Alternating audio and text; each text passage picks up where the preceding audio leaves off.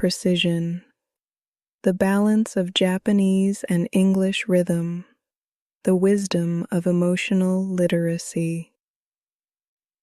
Where I have guided you to practice resilience in action, He will guide you to understand the language of emotions themselves so you can name them, navigate them, and never be ruled by them. So breathe once more. Inhale resilience, exhale readiness, and step forward from surviving with strength to understanding with clarity. Strength isn't always loud. Here's the thing about resilience. It's not always about being tough, loud, or unshakable. Sometimes resilience is soft. It's showing up for yourself when no one else is watching. It's sending the text you've been avoiding. It's getting out of bed on the day your body feels heavy. It's choosing water instead of numbing out again. Strength doesn't always roar. Sometimes it whispers. And those whispers, they add up.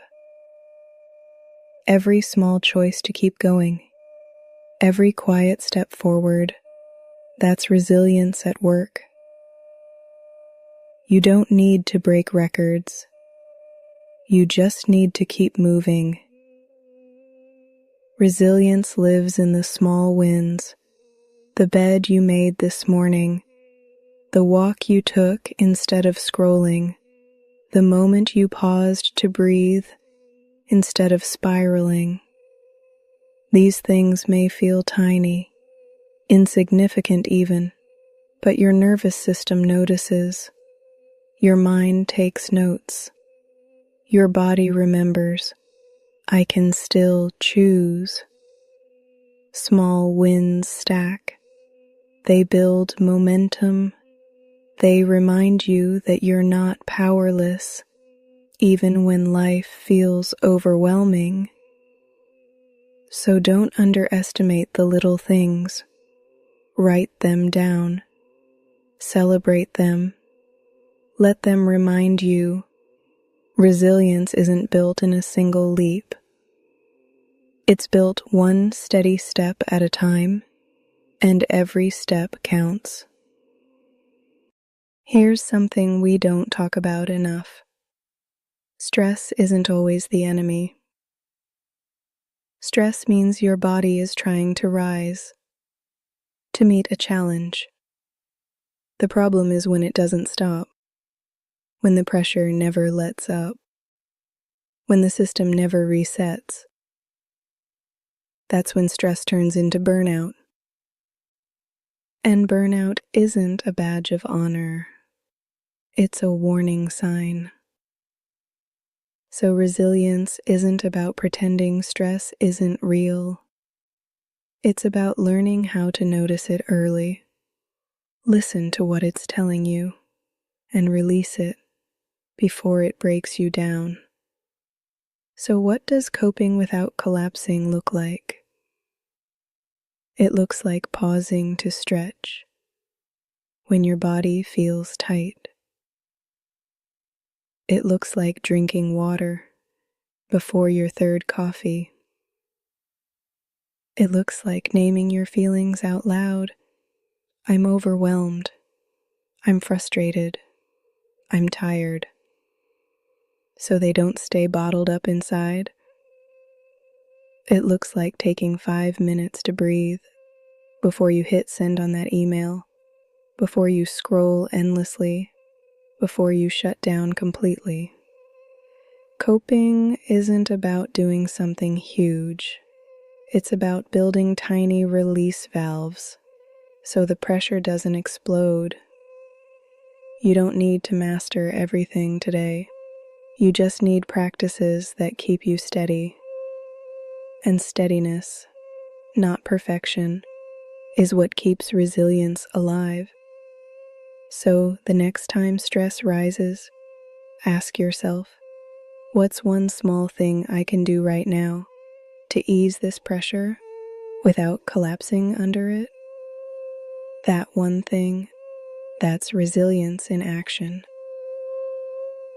Here's the truth nobody likes to say out loud. You're going to fall sometimes. You'll miss the deadline. You'll ghost the text. You'll quit the habit you swore you'd keep. And when that happens, the critic inside gets loud. See, you can't stick to anything. You'll never change. You always mess it up. But listen, falling doesn't mean failing. Falling is human. Failing is when you decide not to rise again. Resilience isn't about never falling. It's about refusing to let the fall be the final word. Every stumble is an invitation. Will you stay down, or will you rise different this time? Here's the secret. Setbacks can be fuel. When you pause to ask, what did this teach me? The fall becomes information, not condemnation. Missed the workout? Now you know mornings drain you, so maybe evenings fit better. Fell back into old habits? Now you know the triggers, so you can plan your environment differently. Every setback carries a seed of strategy, if you choose to look for it. And when you rise again, you're not starting from zero. You're rising with more wisdom, more awareness, more fuel. So next time you fall, don't waste your energy in shame.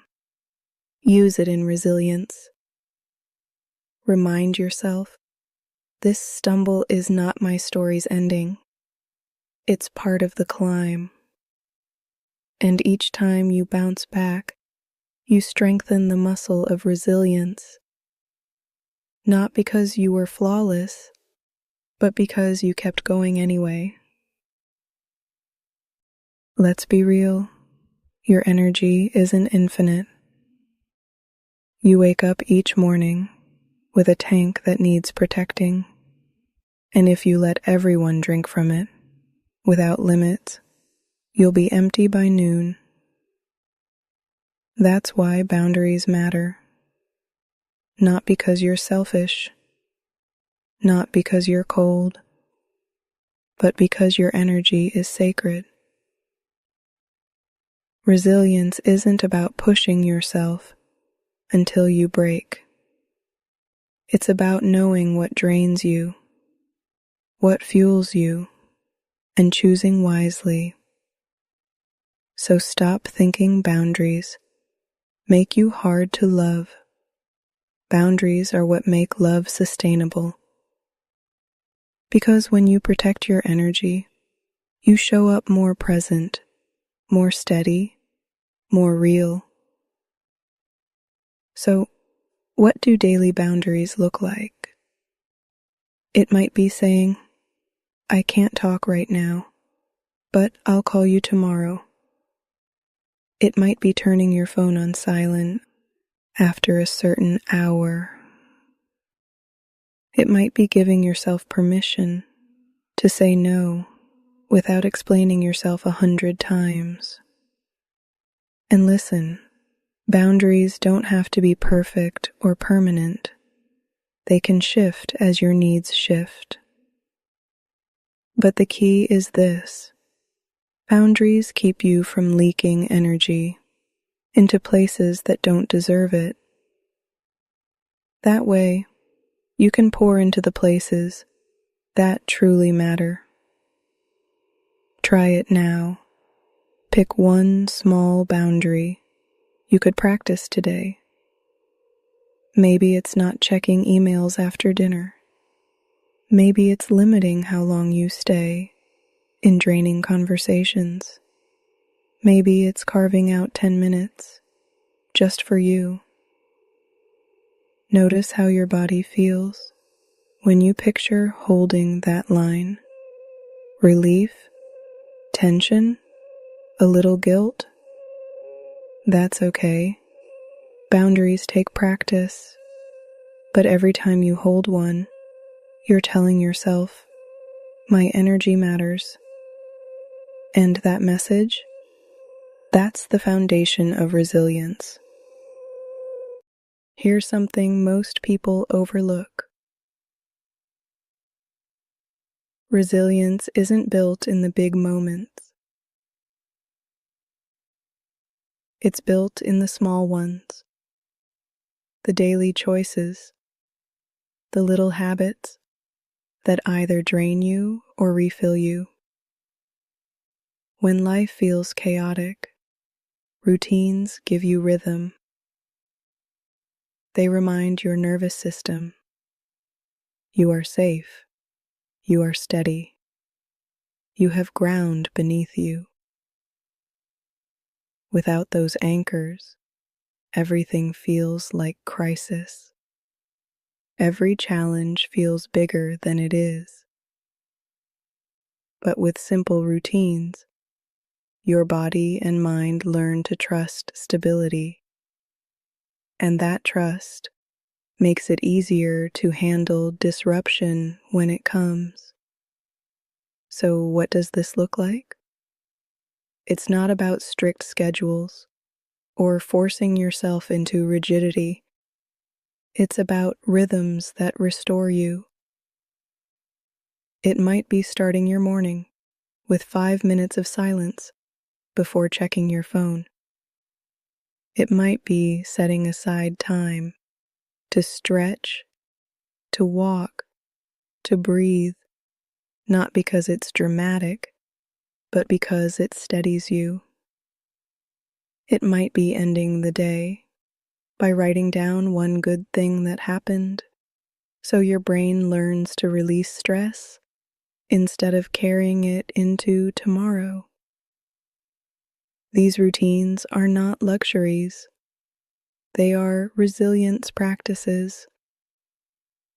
Think of them like charging your phone. You wouldn't expect your battery to last without plugging it in.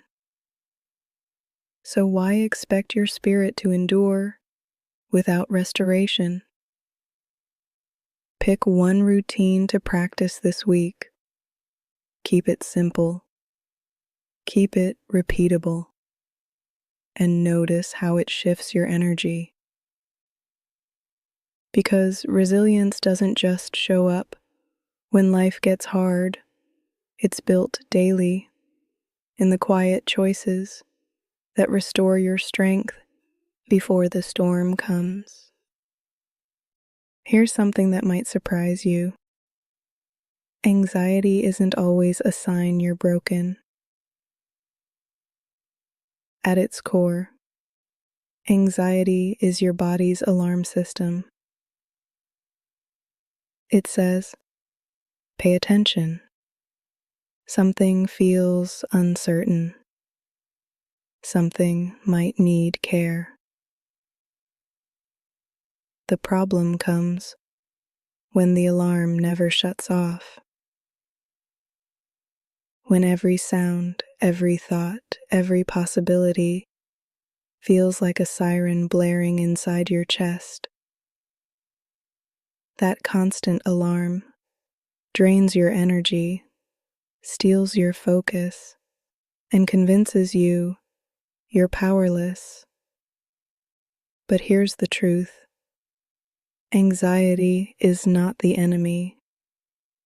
It's a messenger, and resilience grows when you learn to listen to the message without letting the alarm control your whole day.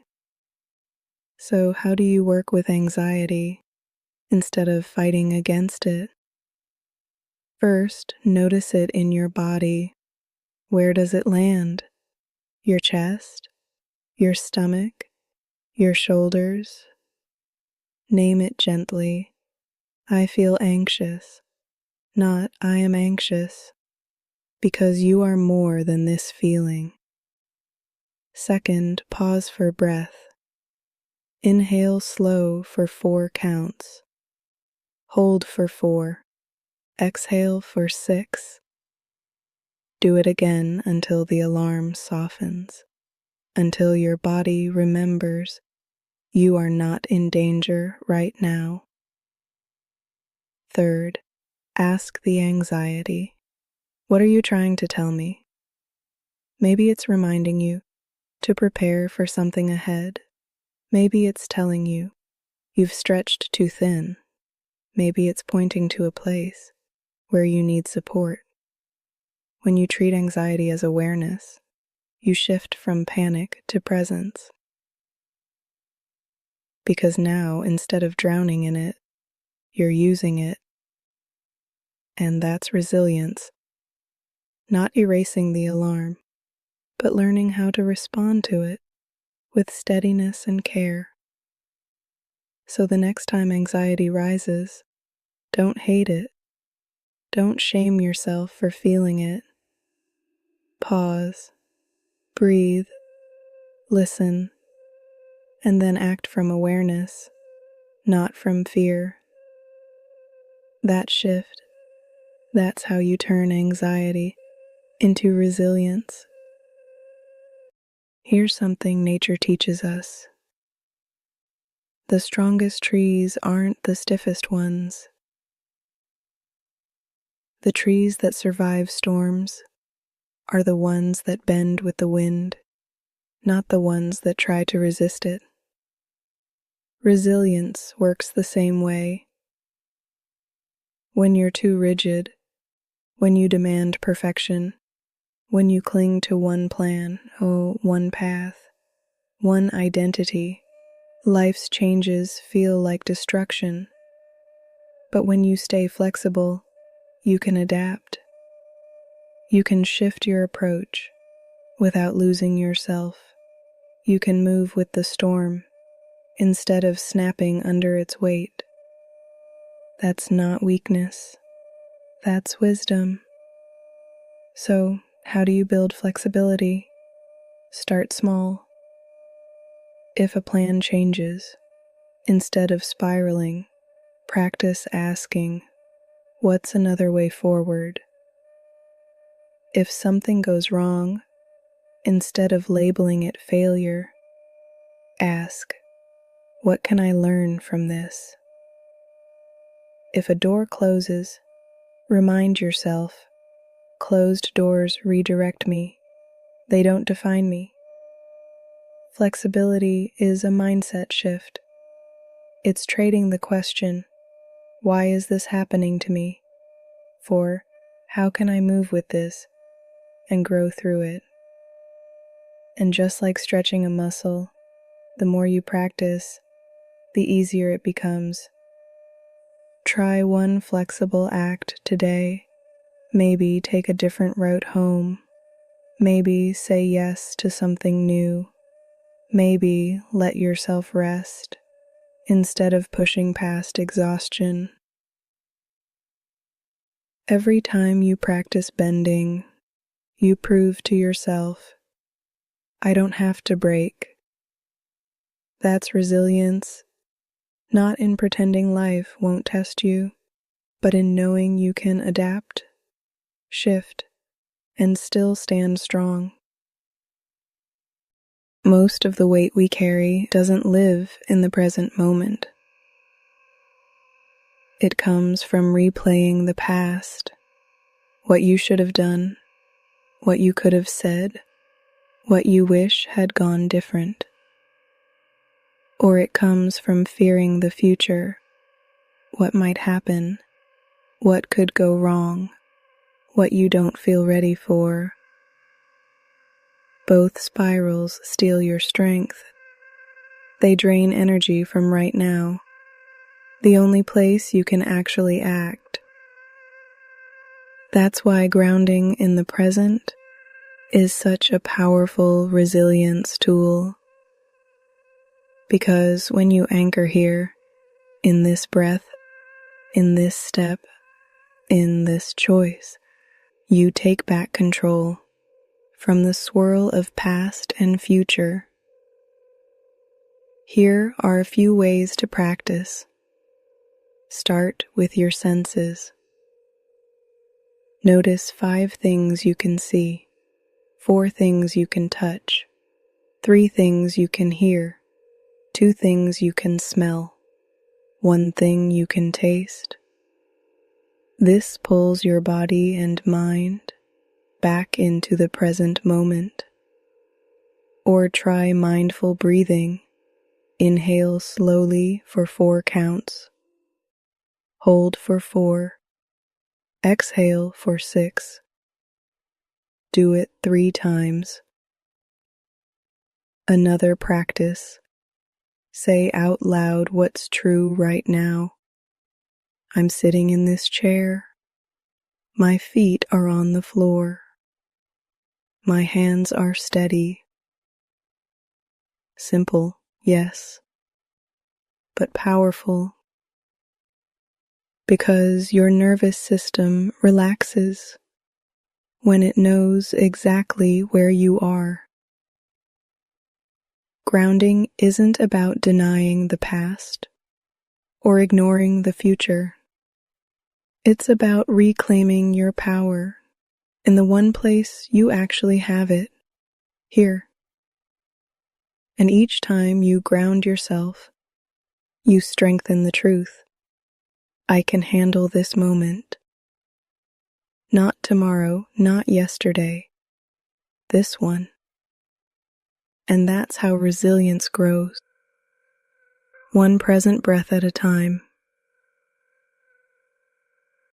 Sometimes people roll their eyes at hope, like it's soft, like it's naive, like it belongs only to dreamers. But hope, real hope, isn't blind. It's brave. Hope is saying, yes, I see the struggle. Yes, I know the odds. Yes, I feel the weight. And still, I will believe in a future worth moving toward. That's not ignorance. That's courage. Because despair is easy. It takes no effort to give up. But hope is a daily decision to keep walking when the road feels long. And that decision is what fuels resilience. So, how do you keep hope alive, especially on the hard days? You start small. Write down one thing you're looking forward to, even if it's as simple as tomorrow's sunrise, a phone call with a friend, or finishing a book you love.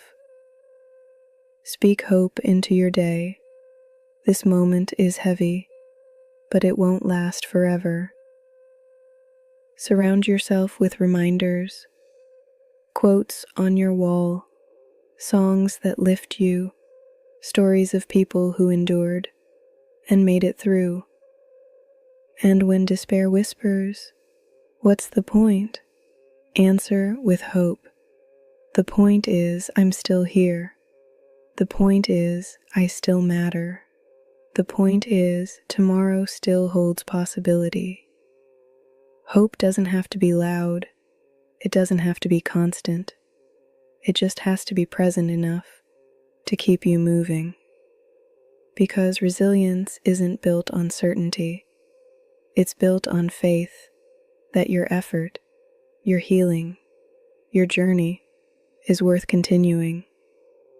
So let hope be your fuel, not as fantasy, not as denial, but as daily courage, the choice to rise again, to step forward, to keep building tomorrow. We've walked through the truth tonight. Resilience isn't about being unshakable. It's not about never falling, never stressing, never breaking down. Resilience is about rising again. It's choosing small wins daily. It's setting boundaries to protect your energy. It's learning to breathe through anxiety, to bend instead of break, to root yourself in the present moment. Resilience is fueled by hope, not blind optimism, but the quiet courage to believe tomorrow still matters. And when you put all of that together, you see resilience for what it really is. Not perfection, but persistence. Not being untouched, but being unbroken. That's the strength you carry now. Take one more breath with me. Inhale steady. Exhale slow. Hold this truth in your chest. You are more resilient than you give yourself credit for. And resilience practiced daily becomes not just survival, but strength. But the journey doesn't end here. Resilience is powerful, yes, but it deepens even more when paired with understanding.